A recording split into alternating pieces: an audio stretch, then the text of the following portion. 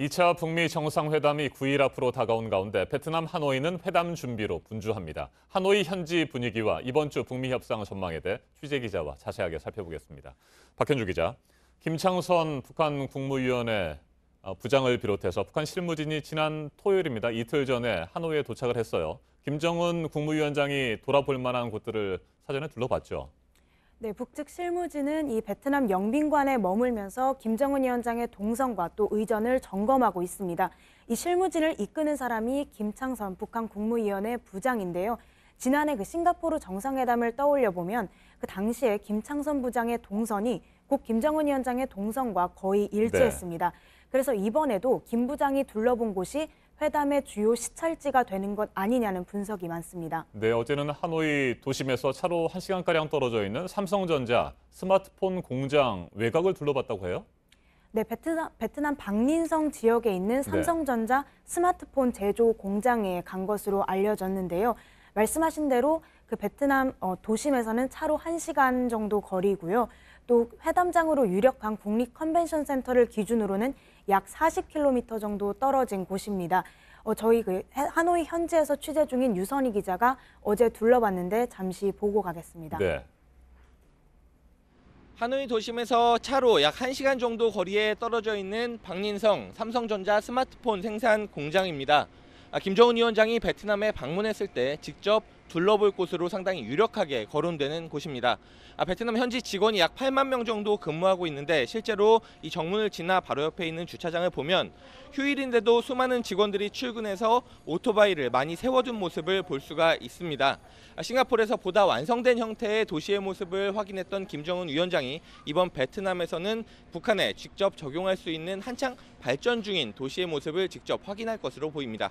네, 김정은 위원장이 실제로 삼성전자 베트남 공장을 둘러본다면 베트남식 경제 개발 모델을 따르겠다 이런 메시지로 충분히 해석도 할 수 있을 것 같습니다. 자, 김창선 부장, 어제 하노이 인근 관광지 하롱베이 그리고 중국과의 접경 지역도 둘러봤다고 하던데 그 내용도 좀 살펴보죠.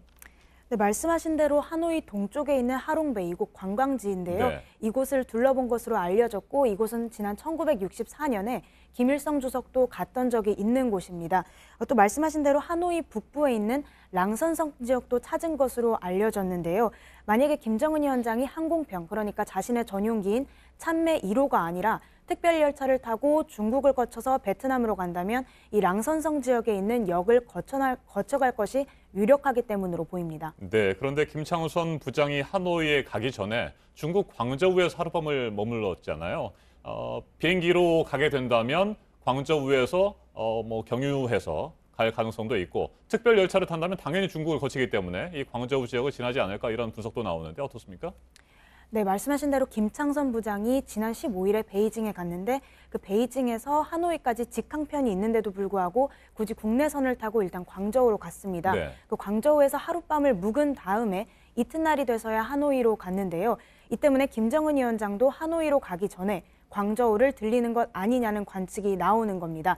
실제로 광저우는 중국 개방의 상징이 되는 곳으로 지난 2006년에 김정일 국방위원장도 산업시설을 둘러보기 위해서 들린 적이 있는 곳인데요.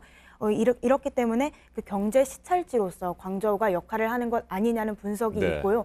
또 한편으로는 그 단순히 김정은 위원장이 참매 1호를 탈 때 그 중간 기착지로서 광저우를 둘러본 것 아니냐라는 이런 예측도 있습니다.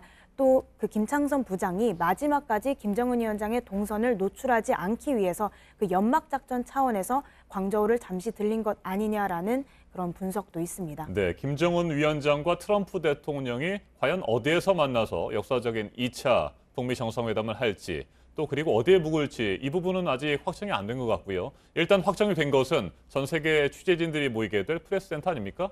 어느 곳으로 결정됐습니까? 네, 하노이 도심에서 차로는 20-30분 정도 떨어진 그 우정노동문화궁전이라는 곳이 확정이 됐습니다. 네. 저희 취재진이 어제 한번 직접 가봤는데요.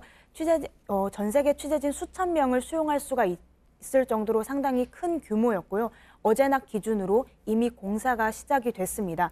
또 베트남 정부도 지난 주말부터 공식 홈페이지를 열고 북미 정상회담 관련한 취재진의 사전 등록을 받기 시작했습니다. 네, 의전이나 경호, 취재 이런 내용들 준비하는 건 물론 중요하겠습니다만 역시 가장 중요한 것은 의제 아니겠습니까? 어떤 내용들을 가지고 두 정상이 최종적으로 담판을 벌이게 될지 이 부분에 대해서 이번 주 하노이에서 현재 실무 협상이 진행될 예정인 거죠?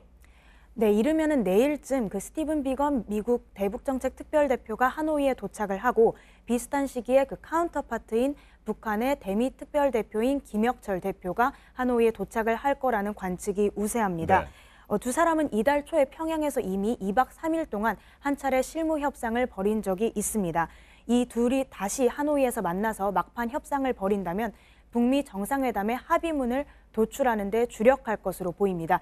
지난해 싱가포르 정상회담을 떠올려 보면 그 최선희 북한 외무성 부상과 성김주 필리핀 미국 대사가 회담 전날까지 만나서 막판 줄다리기 협상을 벌였던 것과 비슷한데요. 네. 외교 소식통에 따르면 그 당시에도 그 사전 협상보다는 현지에서 벌였던 막판 협상이 훨씬 실효성이 있었다고 전해지고요. 또 이번에는 북미가 좀 더 구체적인, 지난해보다 훨씬 구체적인 성과를 이뤄야 한다는데 공감대가 있는 것으로 파악이 됐습니다. 알겠습니다. 여기까지 듣겠습니다. 박현주 기자 수고했습니다.